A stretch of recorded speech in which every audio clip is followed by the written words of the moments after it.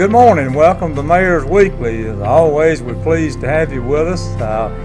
Sunshiny spring morning, and I think spring has finally arrived. At least I hope it has. And this morning, Brent McCarver is joining me, and we're going to talk about the subject of paving in our city. And Brent's been front and center and bringing our contracts together for our paving projects. And Brent, as I sit here on the second floor of City Hall and look out the window, I see paving equipment in motion in downtown Jasper. I thought about preceding us coming here this morning, something you said sometime back, if you want it to rain, start a paving project. Right. And we've had some of that, haven't we? But Brent, give us an overview of what's going on in this phase of paving, and maybe drop back just a little bit and talk about what we've done paving-wise over the last few years in this city. well, you know, this project, this phase 2 project is, if you go with linear. Let me say this, phase 2 is in this segment of paving. There've been other segments. Oh yes. Phase 2 of the plan that was, I guess, getting close to 3 years ago now. Yes, this is about almost 7 linear miles of paving. Of course, it's not laid end to end, but about a more than $1.5 million project, getting up around 1.7. And this project focused on things like we're looking at here, 4th Avenue alleyways, some of the things that are actually pretty heavily traveled and trafficked downtown for specifically. And let me say this too. We speak of alleyways. Clearly, that's city-owned property. City-owned. We're not paving private property. No private property. As a matter of fact, as you see this when we get through, you might even think, the common citizen may think, well, they didn't pave that right side over there. If you see that, then that's private property. We are paving what people travel on that is for public use.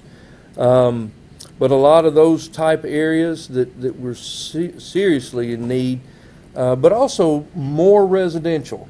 There's more, 15th Street, 16th Street, some things that were in the first part of the paving plan that was done this time last year.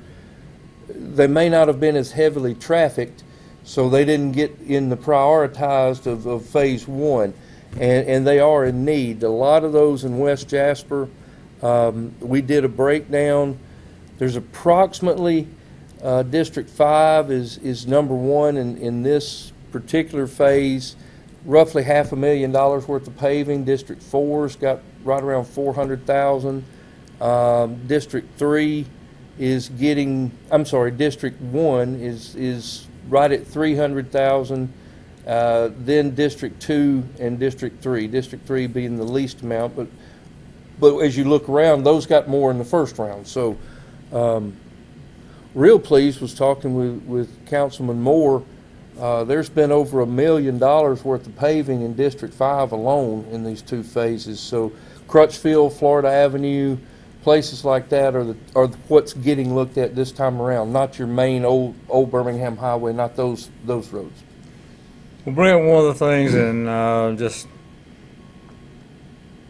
minutes ago, in talking with senior leadership of Wiregrass Construction, the paving contract that was successful in this bid, and in our paving projects going back,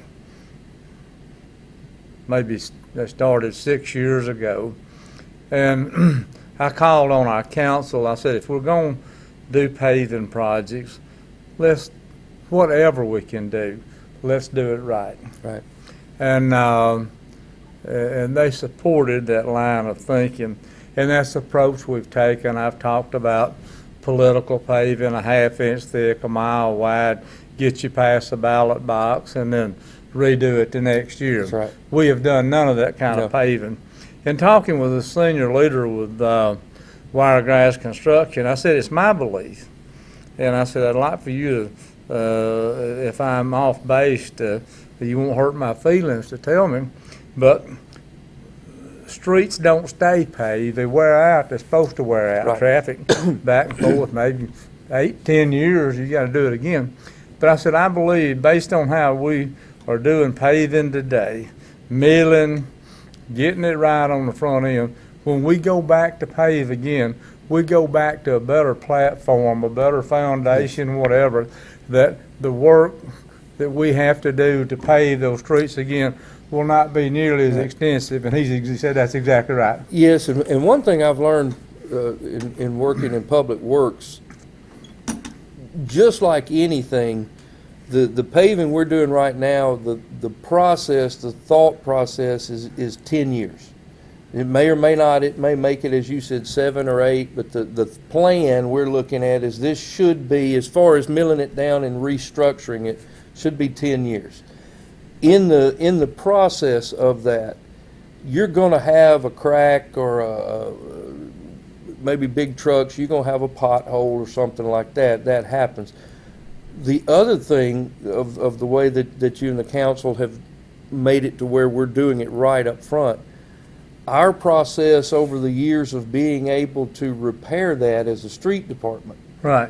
is much better if the road's done correctly to begin with than if it's, we get calls, well, if you cold mix, patch it, then it shouldn't wash away. If it's washing away, it wasn't paved right to begin with. So this really is going to help too, which in my understanding, you and I weren't around, but maybe over the last 40 years hasn't always been done that way. So even our patching should be better going forward under this way we're doing it. Well, another thing that we see, and we follow our Facebook page, whatever, and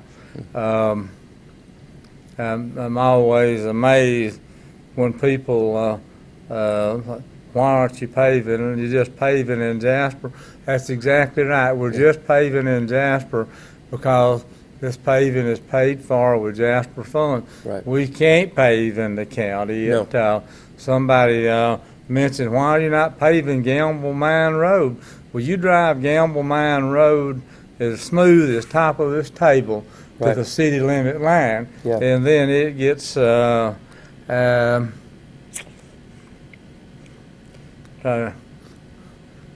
gets uneven. Yes. I think that's the nicest way I could save it. Right. And but that's not our responsibility. And like you had somebody said, why aren't we paving in Carbon Hill or something? Yeah. They were interesting. It was a comment. You're spending all this money in Jasper and not doing anything for Carbon Hill. Well, that unfortunately, I'm not the city planner in Carbon Hill, and you're not the mayor, and as much I have my wife's family in Carbon Hill. No disrespect to Carbon Hill, but that's not what we're here to manage. The money of the citizens of Jasper and assist the citizens of Jasper, and we don't have any control over the rest of the county. And as you put it correctly, we can't. Even if we wanted to, we can't come into somebody else's city and do work. Yeah. So Right. Well, another thing that has presented challenges in our paving, probably the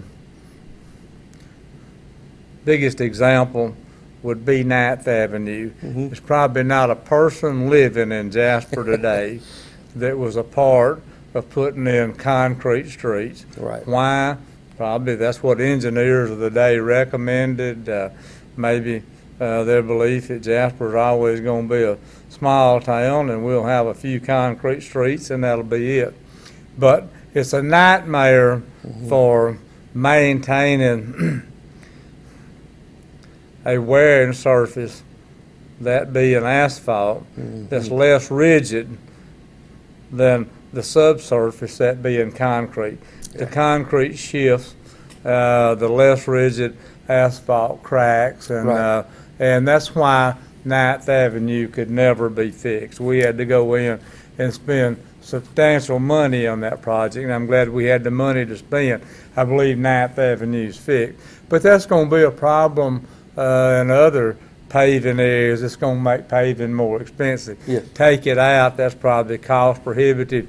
You probably have to rely on the best practices for paving today under that scenario.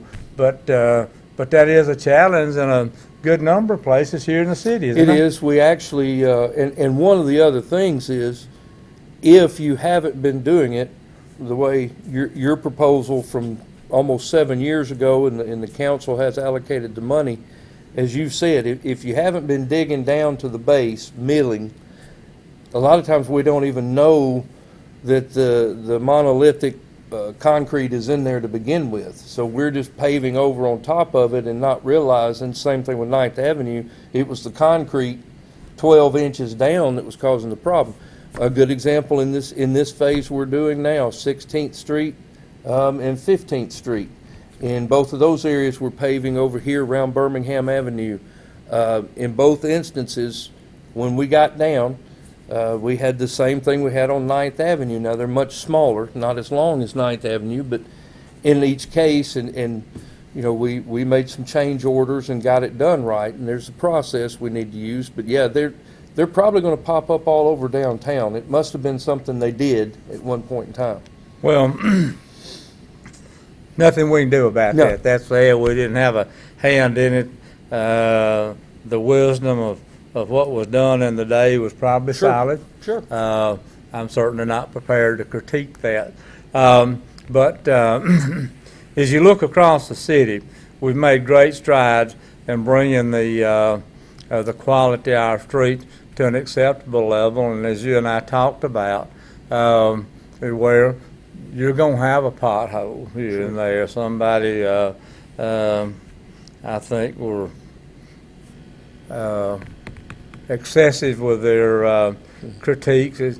Potholes everywhere. That's not the case. And by doing the paving in the way that we're doing it, certainly, as Brent pointed out, it allows us to hopefully remedy the problem in a more durable manner. Right. And that's what we try to do.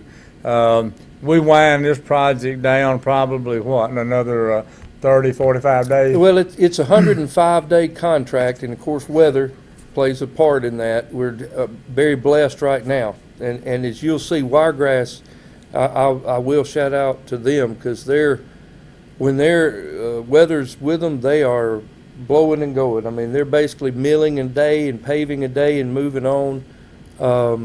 But the contract would run basically through the end of June, so it could stretch out, I'd say, to maybe right after the 4th of July weekend or week. But they're very close to winding it up, and so if the weather will work with us, I'd say 1st of June we ought to be done.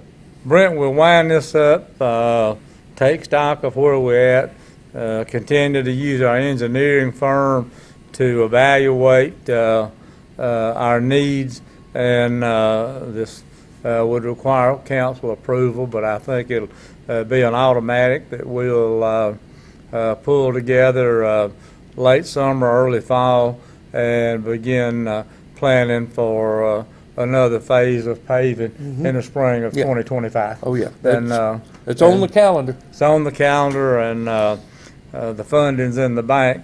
That's more important than being on the calendar. That's right. Yes. Would yeah, you it agree? is. I do. Good. So, thank you for being patient with us. I know it's frustrating if you want to travel down a certain street and it's blocked or whatever, but it's temporary, and I think you weigh that frustration against what you have when it's all finished, and it balances out nicely. But if you have any questions about paving, that sort of thing, let us know.